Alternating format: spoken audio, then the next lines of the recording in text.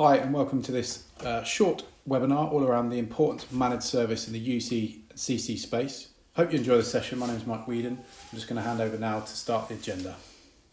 Going into the agenda, we're going to kick off with how do we get here, so taking lead from Microsoft, which we'll go into. So it sort of has parities, probably about a 10-year gap actually, if you look at the sort of 2010 era, launch of Office 365, they went through exactly the same sort of, seismic movement in the industry from on-prem to cloud. We've been there a little while in the UC and contact center space, but there's still a massive shift that's going on. So we'll talk about that. We're going to go into break fix versus managed service. So they're taking that shift from the IT and that sort of storytelling from the IT into the UC vendor battle of the decade and giving some stories around that. We're going into cloud voice as easy as A, B, C. So they'll have you believe. Obviously, I'm going to counter that story and that message that some of the public cloud providers put out there at the moment and things to look out for. We'll talk about the ecosystem for successful voice rollouts. We'll then go into our managed service and support, and finally kicking off and finishing the session really around Microsoft E5 or not to E5, and that's talking about the direct routing, voice enabling teams and some of the ecosystem there. And then we'll finally talk about empowering your workforce to work smart, and really relevant obviously at the moment situation we fall into, but quite rightly the technology, as we're all experiencing, is actually doing what it's always been designed to do. So seeing some great gains there and bringing some science to us as well. So without further ado, for any of those who join any of my webinars, I'm a mad rugby fanatic, but I always like to position an analogy to set the scene of the session. So probably recognise there the England rugby team. I was never fast enough, probably a bit too overweight to ever play for them. Still dream about it. But in terms of talk about analogy and to set the scene, so England rugby team, whilst they're all capable, amazing rugby players individually and as a team, they could go out there and they could play a game of rugby. Could they compete and nearly winning the World Cup without the back office staff? Probably not. So similar to any IT deployment, whether it's unified communications, whether it's contact center, whether it's your Office 365, your network, LAN, and security, you need the back office expertise, much like a professional rugby team where you've got the head coach, you'll have the attack coach, you'll have the scrum coach, you'll have the defense coach, you'll have the skills coach, etc., and then the tier below that, all the medics, etc., that pin together, bring all the expertise and make sure that the frontline folks that walk on the paddock on a Saturday afternoon can perform and play to the best of their ability. And it's very much the same is true, as we said, within IT. Unless you've got the expertise either in-house or through a managed service provider to keep the lights on, make sure that the tech is adopted and delivered to the best of its ability, you're not ever going to get sort of the best experience for not only yourselves as people that deploy it and look after and support it as IT leaders, but also as end user adoption in your either for your own internal employees or over your customer experience. So it's a really critical piece around the back end support. And there's a few sort of countering arguments across the webinar this morning around some of the new kids on the block. The public service providers will have you believe it's really easy, just lay it over the top. But actually, without the skills underpinned, keep it all the lights on, you're not going to get successful real-time voice service. So, I always use the example of an injured rugby player going to the NHS, for example. So you might go to a generic support. You have an injury on the pitch, you might go to a generic support. What's the NHS A&E person going to do? They're going to look at you generally. They're probably going to make the recovery process of that injury quite long because they're not specific around what they're looking for. They don't know that individual as a player, where he plays, maybe the injury, the rehab, etc. They don't have the time because they're looking after lots of people. Much like potentially, if you go to a public cloud provider, you're just a small fish in a big pond. They're looking after lots. They don't know you personally. They don't know your network. They don't know your security firewalls. Whereas if you have a specialist physio that's in the back office, or as a dedicated team that you bring in, then they're going to know the player. They're going to know the injury. They're going to be able to bring them back a lot quicker and give you a much more agile service or injury recovery. So that's the analogy for this morning, and hopefully you'll see that painted throughout the rest of the webinar. So a little bit about Formation, not going to bang our drum too much. For those of you who don't know us, so we're a 4-year-old business in the name of Formation. The team actually has been together for 15 years, and we've always been at the heart of unified communication and contact center. So our two co-founders started Aurora Networks back in 2000, and 3, and that was all around building to become the best or the biggest SME IP office via reseller, which they absolutely achieved outside of BT in the UK. Whereas in 2012, sold that business to a larger MSP by the name of 6 Degrees, did their buyout, and actually realised that they want to go again. Let's build the cloud business that we are as Formation. So it's absolutely every member of our team in Formation, where we're not the size of a BT, we're an agile partner of various vendors, which we'll talk you through today, and building that ecosystem. But it's absolutely what we live and breathe by, the expertise from not only the technology and the voice and the telephony, if you will, but also all of that underpinned ecosystem that holds a voice service together, whether it be your LAN, your firewall, your MPLS, for example, any of your cloud infrastructure, all of those pieces that underpin the cloud service on top. So it's what we do, it's our bread and butter, and we absolutely help lots of customers, and hoping to build that and give you some ideas of how, and food for thought if you're going on to this cloud journey, if you've either been there or you're looking to do it in either of the unified communications or contact center space. So going into the sort of, I guess, setting the scene with the Microsoft story. So as we all know, back, as I said, around sort of the 2008, 2010 era, Office 365 was introduced, and there was a massive seismic shift in terms of IT providers, managed service providers, were all sort of scratching their head going, oh my God, we haven't got tin to look after anymore. All of our skills, what we're going to do, because Office 365 comes as this nice packaged up application you get online, it's in the cloud. We're really going to have to transform the way that we support our partners. And for anyone that's on the call, it's quite easy to see that actually Office 365 could be said, well, it's a nice, easy thing to manage, but absolutely it intertwines every application, whether it be SharePoint, driving Teams, for example, or Exchange, and then the security policies, and you've got all your Office applications. All of them intertwine, work, and they need very highly skilled individuals to look after each of those individual applications within the Office 365 table. So although it's available in the cloud and it's a nice packaged up enterprise licensing process, actually to keep all the lights on and keep it all working together, you need to have the skills across the Microsoft ecosystem. So there's absolutely still a play for IT managed service providers. That's why they're still doing a fantastic job. And whether you've got a large internal IT team, whether you have a blend of both, that actually do need the skills. And very much the same is true. We skip forward now to the unified communication space and the contact center cloud space, is that although the technology is wrapped up into a nice pay-as-you-go OPEX model, all of the underpinned skill sets, and we'll go into this, still need very much expertise. And you can, but it's advised to have a broad understanding, because if you don't get the plumbing right, the application at the top is going to have problems. So we've seen it with the Microsoft space, as we said, individual servers, IT partners going, God, how are we going to survive? And absolutely, they're here 10 years and doing a very good job for lots of customers. So it's all around this break, fix, first managed support. So they were before sending out feet on the street, having to fix tin. They've been able to change their business model where they can manage and complement the licensing from Microsoft 365. It's very rare customers go direct to Microsoft. They buy their licenses through their trusted partner and all the ecosystem and the surrounding areas around it to keep those services on, the security right, and the business functioning. So there's absolutely still a play. And that's still exactly the same case when we move to this. If I give the example of the UC side of things, the traditionalists, the Avaya, Cisco's, Mitel's, Unify, been doing a fantastic job, still market lead, still have, hold the most global seats for the telephony side of things, as well as contact center on-prem. And all of those businesses have been doing massive jumps into the cloud.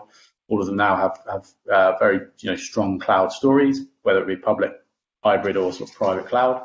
And then you've got the new kids on the block in the UC side of things. You've got 8x8 and Ring Central. You've got Zoom coming into that. Obviously, they've been smashing the video, but they also have a UC play, and they also Fuse, you may have heard of as well. So there's a real balance of different providers coming in. Now, where the Avaya and the Cisco and the Mitel's Unify, they've had a very long experience of understanding the network underneath. Even when you go from ISDN to SIP, there's a whole load of considerations on a network to be able to connect those systems. Whereas the new kids on the block, on the right here, the technology is awesome. It works really well. It has all the funky applications all available in the cloud. What they're less experienced in, or less, focused on, is actually the ecosystem outside of their their edge, if you will. So they understand and they know their own core infrastructure very well. But because could be seen as a vanilla type service, it spreads and it's a public cloud, so lots of people can access it. Actually, when you start looking outside of their edge of their network, when it becomes your own network, it becomes your own service providing in terms of security, they care less about it. So there is really an end-to-end conversation here. Loads of customers we speak to that maybe have gone in down that route, they never say the technology is bad. They say tech's great, but there was an issue either with implementation or support or ongoing issues that they erode away because these cloud providers haven't necessarily invested in the support engine behind their sales function and the actual technology. So something to think about. Again, we'll give you some more food for thought in the next couple of slides.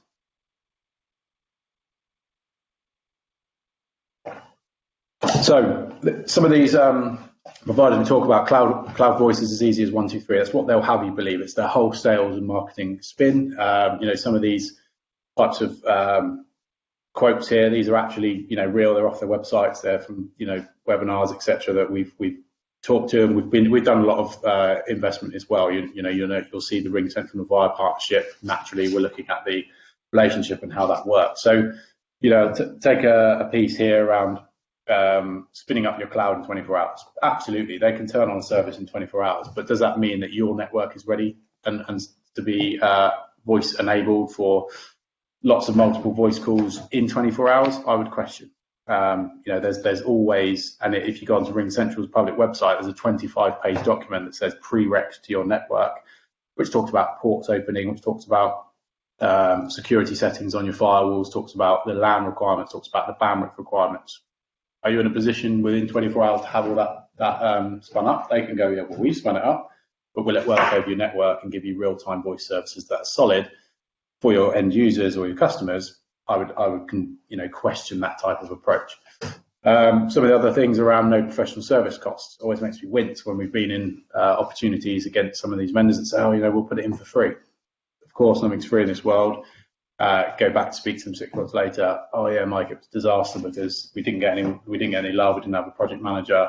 No one really cared about getting it set up. We're in contract now and we're having a load of pain. So of course, all of these things you pay for what you get, but they are doing a great job. It's a great technology, but it's just really that underpinned ecosystem that you need to understand. And again, talk through that. So although they have you believe it's easy as 1, 2, 3, absolutely, you need to go into it eyes wide open.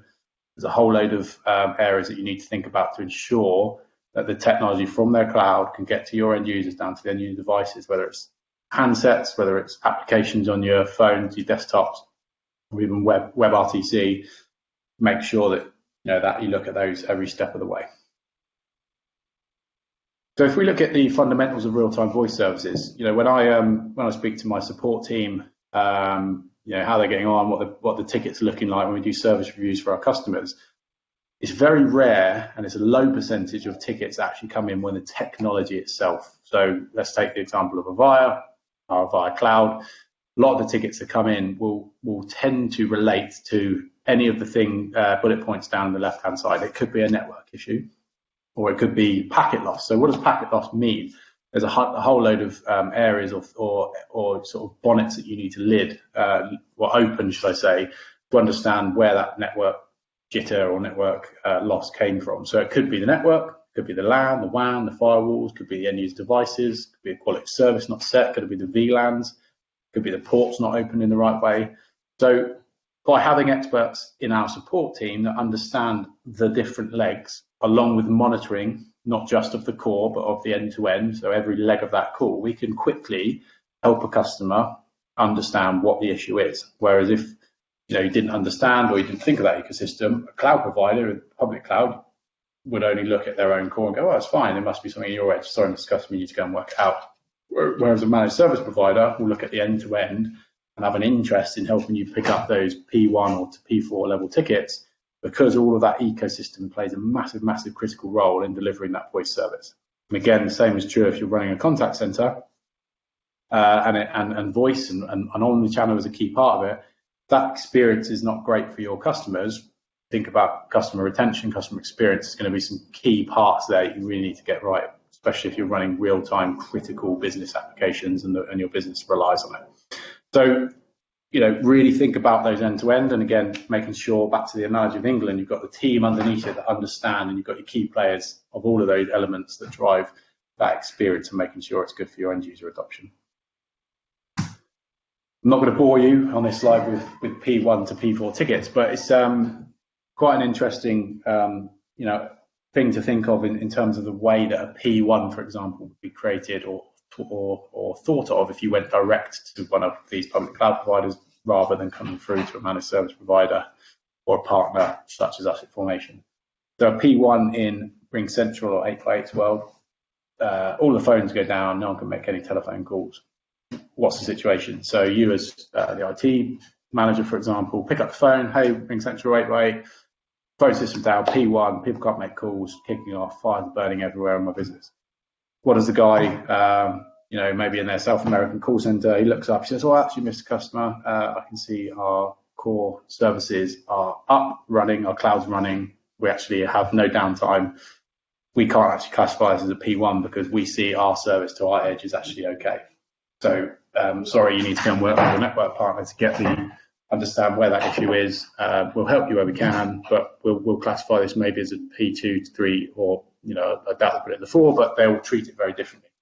Whereas, real-time example, P1 comes in, Formation, cloud service is not available, can you help us? So at that point, because we know you as a customer, understand your ecosystem because we implemented it, we helped you set up all your firewalls, all your LAN, etc. Whether we own it or we work with your partners to do it, we will treat that P1 as an absolute P1 and understand each leg of the call and help you get it back to a resolution. So, and we hold our SLAs against that, and our contract, our MSA is all drawn up against those services. So it's very much a difference of edge P1 or complete P1, and they're very, very different between them.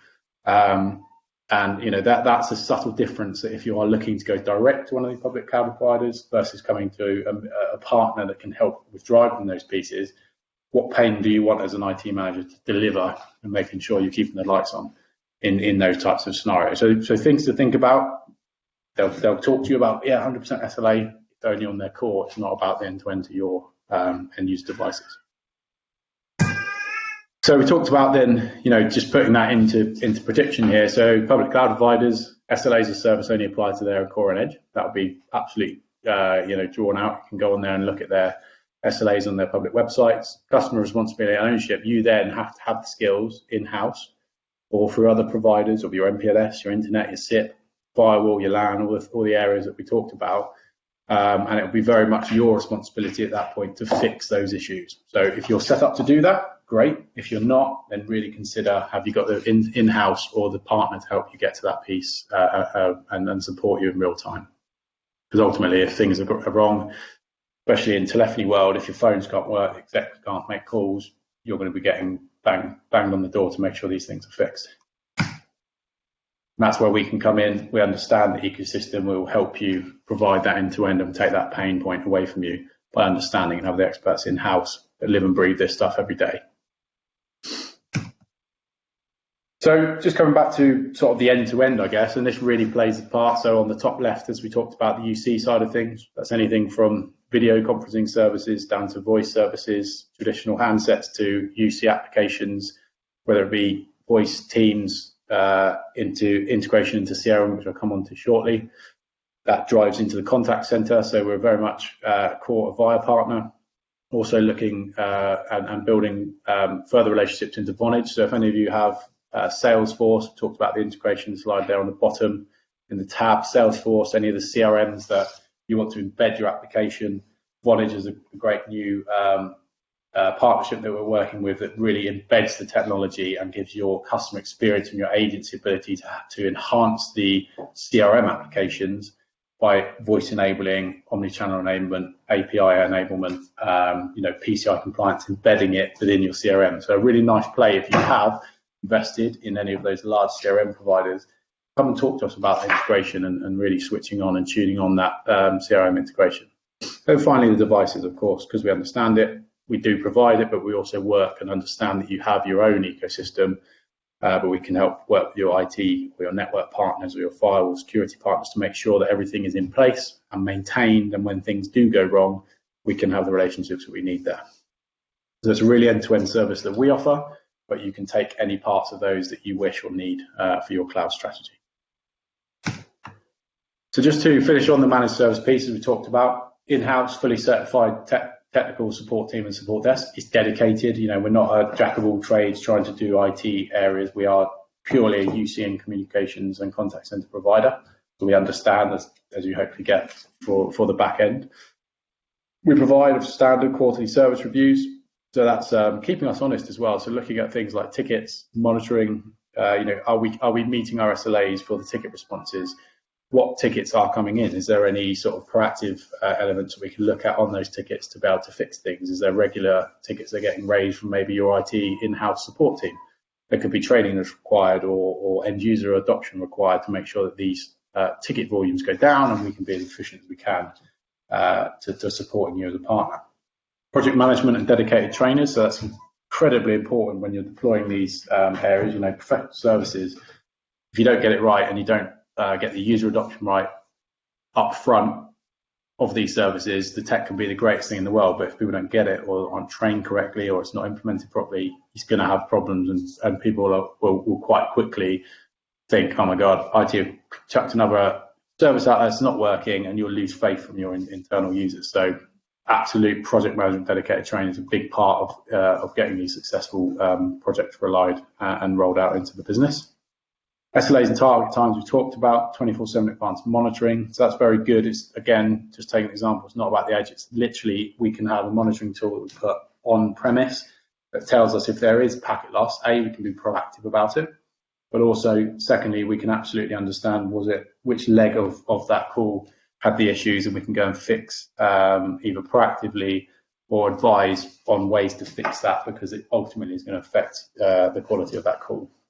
And we talked about then the ecosystem. So, Avaya, absolutely key of what we do. They're a core UC and contact center provider. We absolutely still drive and continue to have great success in that space. The Avaya and RingCentral partnership, it's coming to the UK in July. It's already launched in the US and seeing great success. So if you are looking for a cloud provider, why not team up with Avaya and Formation to give you that full ecosystem wrap with all the sexy technology that RingCentral have, but absolutely the support partnership that's come. And the reason that whole partnership's even being considered is that RingCentral, very good at technology, but don't have necessarily the support offering behind them or the partner channel to help into those larger accounts. Avaya, traditional, know the partners have very, very strong channel enablement, understand the ecosystem, but don't maybe necessarily have the public cloud provider. So they come together for very much selfish reasons in their own right, but are coming, and there's going to be a very, very strong story.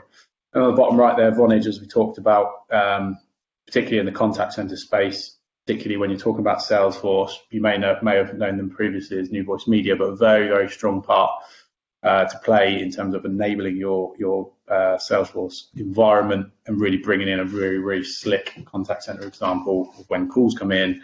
Your agents are very, very prepped within Salesforce. It's that single pane view and doing some really, really sexy stuff across both the UC and the contact center space. So watch out for future webinars around Vonage as well. So just to finish this section of the call, talk about the good and the bad. And this is a real life example of us and the journey we've been through, and sort of hopefully brings to life, I guess, everything we've talked about this morning in this section of the webinar. So we have a customer that we took on quite early, an insurance reseller, 600 UC and 600 agents. So a nice high volume, good solid customer that really utilized all of the UC applications for the back office and really drove the contact center in terms of recording, delivering skills-based routing, etc. to agents. So what happened in that versus the software provider that we've taken on a few years later? So there was no real scope of works drawn up. So it was very much, maybe ambiguous, and that was through fault of our own, but also through the partners sort of, or the customers' relationship. So it was a very quick time to implement. It left sort of ambiguity around the solution. They needed deep integration into the system. So not having that clear defined scope of works caused issues. And again, that could be true if you were looking at a provider. There's no professional services. Okay, well, who's going to actually look and understand the ecosystem to make it work? As I said, we were up against short install times. There was limited training. They wanted to cut back in terms of training that was provided because they felt that they wanted to take it in-house. Fair enough. Did it work? Potentially there was room for improvement there. And they had a legacy network that wasn't designed for real-time voice. They'd been running ISDN, hadn't been running SIP. They had an old in-house sort of built asterisk system that was sort of built up from the ground up, which was working. Obviously, they wanted to move and consolidate costs, etc. So there was thought in terms of the network, but suddenly a whole LAN and WAN infrastructure design had to come up to be fixed. The customer decided that they wanted the project to be delivered light touch. I thought we were getting, so there was a lot of back and forth, what we're getting this is what's been designed. So that's one example of sales engine, let's get this in really quickly and we'll do a great job by the customer, don't worry, it's easy as 1, 2, 3, versus now, if you look at a project where we've matured and where it should be done properly, clear defined scope and project management, everyone knows their roles, responsibilities in the rollout. Ongoing service reviews and SLA performance and service and support, so customer knows exactly how we're performing, what's going well, what's not going well. There's a whole MPLS planning and network planning that went underway to ensure that testing NUCs were put in place to understand and test their bandwidth with new volumetric traffic coming across it. It was invested in training and using admin teams of support desk synchronization, so their support desk feeding into ours and making sure that everyone's sort of SLAs and time tickets mapped up. And there was a network and understandings and recommendations made. So there's two quite clear projects there, very large, complex deployment, but really a big emphasis on understanding the customer, scoping out the project, using our projects team. Which one was more successful? It's quite easy to see the software provider. So although free professional services, come on, it's easy as 1, 2, 3, really consider all of those other steps that hopefully you got the gist of on the session this morning. So next part of the session. On everyone's topic that we seem to be speaking to at the moment is all around Microsoft Teams. So it's been a real hero, I guess, in terms of the situation we face now. We've been using it internally. It's a great tool. I know Microsoft are working on getting a few more videos heads on the screen at any one time, but it's an ever-evolving solution that Microsoft are putting, very, very much putting their buck on the line, and it's really evolved the Skype for Business and going back the Office Communicator solution. It's really become a very, very much market leading question. But the thing that we often have the conversation around with our customers is around the voice enablement. Do I go to E5 or not? Do I bring in my own calling plans from Microsoft, or do I go direct routing? Help me, Mr. Partner. I'm not really sure which way to go. So obviously Microsoft with Teams, it comes as part of if you're on E1, E3, E5 and your Office environment, it comes free, if you will, as part of those packages. And you can see your costs there generally off Microsoft. So your standard E1 to E3 or E5 license packaging there, and it comes free. So you can make your internal calling, do all of the collaboration you will with Teams. Now, lots of customers are in this sort of, I guess, transition phase of having either traditional PBX, having cloud PBX, where they already pay for their voice services, their lines and minutes. Maybe they've got free phone numbers coming in. Maybe they want to keep TDIs, etc. And you have two options with Microsoft. So you can either purchase their additional phone user. So if you're on E3, for example, to enable outbound calling or internal, PSTN calling, if you will, into Microsoft, you need to buy, as you can see at the bottom of the slide there, £6 per user per month for the phone system license that enables phone calling on Teams. And you also then need, or you have the option to either buy Microsoft expensive call plans, and I'll go on to the sort of minutes on the next slide and what that gives you. It's really expensive, doesn't give you a vast amount of minutes, bundles. There's better market rates out there if you were to bring your own SIP traffic, for example, where we can talk to you about it. And also things like you have to use a credit card and it's auto top up. It's not a great way if you've got 100+ users in a business to be able to manage your voice services out of Teams. E5, for example, you've already got it. You don't need the £6 per user per month phone system, but you still need the calling plans if you went down that pure Microsoft route. So it starts to get expensive and it's limited in function. Of course, it's developing and it's going to come with it. So if you have a contact center, for example, Teams does not have a contact center, so you still need those ecosystems, but it's all about bringing them together. So just to highlight here, domestic calling plan in E3, what do you get for that? It's 3,000 minutes in the US and Puerto Rico. It's really nice. And you get 1,200 domestic minutes in the UK. So, unless you're calling Puerto Rico, there's not a lot of requirements there, and it doesn't give you a lot for the cost. So what's the option? What do you do? Why don't we? Well, what we say is bring the best of both worlds together. So Teams integration here. You can do it with a VAR. It could be any traditional PBX. It doesn't have to be a VAR. It can be one of your cloud providers. But also it opens the back door for Teams to be able to then complement. If you do have a contact center, for example, continue with your contact center agents in their own environment. Maybe you have specific users in the back end that need to keep your PBX or your cloud service, and then you have pure Teams users, and you have probably a whole mix anywhere in between that. So fair play to Microsoft, they've opened up back doors of Teams. There's a thing called direct routing, which essentially enables phone calls to come in via some SIP trunks. So if you've already got Gamma trunks, for example, you can point them at either a sort of private hosted on-premise SBC, a session border controller. The two there that are the most sought after or the best certified Microsoft SBCs are Audio Codes and Ribbon. There are others that are coming in all the time into this mix, but you can host those either publicly. So we host a public SBC where individual customers can bring their own SIP trunks. And what that SBC in essence is doing is pointing, a call comes in via that DDI or that telephone number, and it can either push it to Teams, or it can push it to your PBX, or it could push it to your contact center. So it acts as a gateway, if you will, into either any of those environments. And it's a much better way of getting better minutes, being able to hook your ecosystem together. And it's a neater way, rather than just going pure Teams and then having to pay expensive just pure Teams environments and then having to pay your PBX. Why don't you bring the best of both worlds together? So we can absolutely help you. If you're looking at that environment, come and talk to us. We can give you the advice on the SBCs. We can give you the SBC SIP trunks. We can give you training, adoption on Teams, help you set it up, making sure you use best practice. Again, it's not a massive ecosystem, but there's definitely considerations when you're doing this with Teams, user adoption, user profiles, etc. So absolutely, again, lots of areas, lots of excitement from our customers in this area, and we can absolutely help talk, give you some ideas on what's achievable within the direct routing. Stay on E3, spend less, but give your users that experience to be able to work and roam and use the applications that they wish. So there you have it. Thank you very much for sticking with the webinar. I hope you enjoyed it and found it useful. If you have any questions or want to follow up Formation Team, please do reach out to us. There's links in the below UC Today page, and we'd love to talk to you. Have a lovely day. Thank you.